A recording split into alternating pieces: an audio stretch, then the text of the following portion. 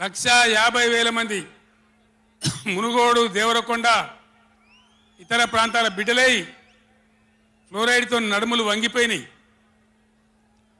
చివరికి జిల్లాలో ఉద్యమకారులందరూ కలిసి ఆ ఫ్లోరైడ్ ఎఫెక్ట్ అనే బిడ్డలను తీసుకుపోయి ప్రధానమంత్రి టేబుల్ మీద పండబెట్టి, అయ్యా మా బతికిదంటే కూడా ఎవడు పట్టించుకునే వాళ్ళు లేడు.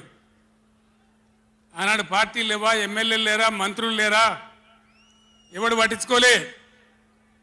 నల్లగొండలో బీఆర్ఎస్ ప్రభుత్వం వచ్చిన తర్వాత జీరో ఫ్లోరైడ్ నల్లగొండ ఫ్లోరైడ్ రహితంగా చేసిందే బీఆర్ఎస్ గవర్నమెంటు, బీఆర్ఎస్ పార్టీ. అక్కడ ప్రజలు నడితే చెప్తున్నారు. ఇలా ఇంతకుముందు మాకు కాళ్ళు గుంజుతుండే, పెద్ద ఇబ్బంది అవుతుండే, నడుములు గుంజుతుండే, భగీరథ నీళ్ళు వచ్చిన కాడి నుంచి ఆ బాధలు పోయినాయని చెప్తున్నారు. ఎవరిని అడిగినా కూడా చెప్తున్నారు.